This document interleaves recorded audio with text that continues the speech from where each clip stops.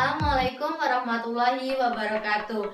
Annyeonghaseyo, konnichiwa. Perkenalkan, nama saya Fitri Handayani dari Pendidikan Biologi Universitas Lampung.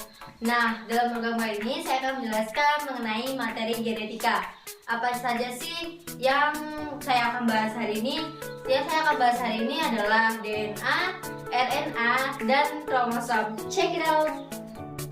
Tujuan pembelajaran pada hari ini adalah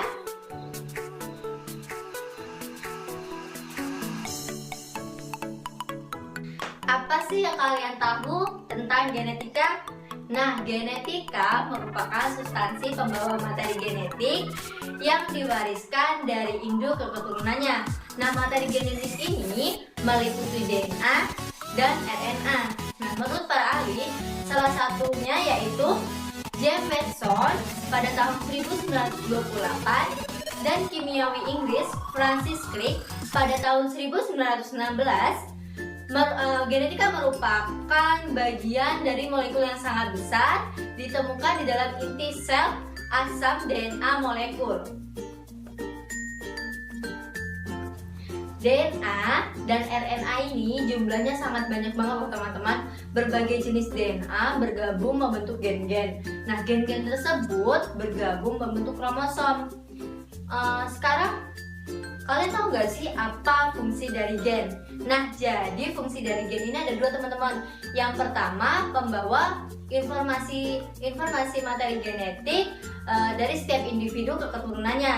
Nah, ada banyak sekali contoh dari gen ini. Salah satu contohnya rambut ibu kita yang berwarna hitam diwariskan kepada kita. Fungsi gen yang kedua yaitu mengatur metabolisme perkembangan makhluk hidup.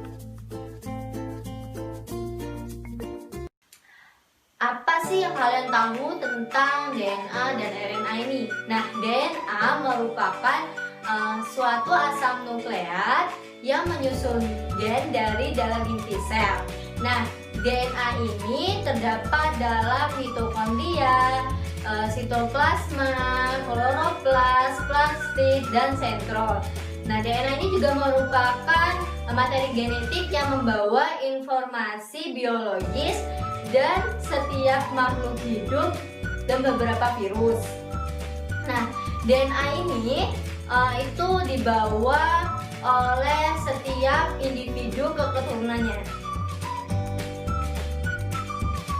Sedangkan RNA adalah makromolekul polinukleotida yang berupa rantai tunggal atau ganda yang tidak berpilih seperti halnya DNA. RNA ini banyak terdapat dalam ribosom atau sitoplasma dan keberadaannya tidak tetap karena mudah terurai dan harus dibentuk kembali. Nah, setelah mengetahui apa itu DNA dan RNA, selanjutnya dalam DNA dan RNA ini terdapat basa nitrogen.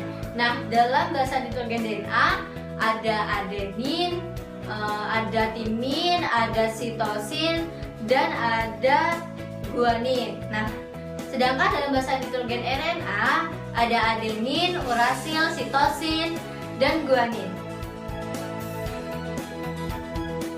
Apa kalian tahu gen terletak di mana dalam tubuh kita? Gen itu ada pada segmen atau lokus terletak di kromosom. Gen itu ada yang gen dominan dan resesif ya teman-teman. Gen dominan disandingkan dengan huruf besar, sedangkan gen resesif disandingkan dengan huruf kecil. Kumpulan gen yang terletak dalam lokus yang bersesuaian dengan fungsi yang sama disebut dengan alel. Selanjutnya, unsur DNA dan RNA. Yang pertama, gula pentosa, yang kedua gugus fosfat, yang ketiga basa nitrogen, purin, adenin dan guanin, pirimidin, timin pada DNA, urasil pada RNA, dan sitosin. Kalian tahu nggak sih apa perbedaan DNA dan RNA? Yuk cari tahu, check it out.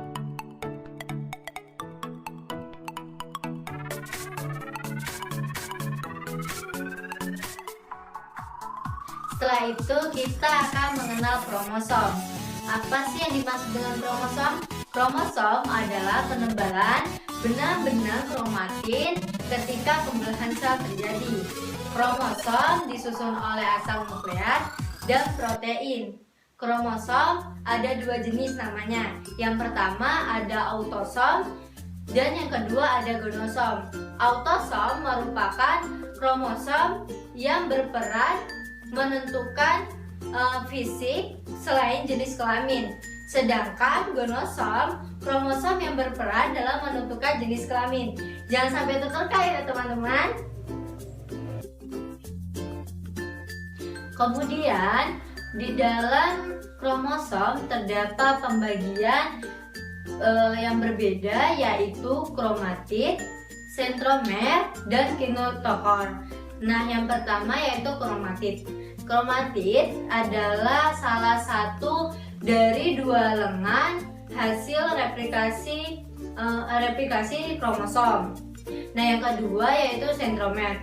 Nah, sentromer adalah pusat kromosom dan tempat melekatnya benang spindle. Apa sih yang dimaksud dengan benang spindle? Jadi, benang spindle adalah bagian yang berfungsi untuk menghubungkan sentriol pada saat pembelahan sel dan untuk menarik kromosom menuju kutub yang berlawanan pada saat pembelahan. Nah, yang terakhir yaitu kinetokor. Kinetokor adalah bagian dari sentromer.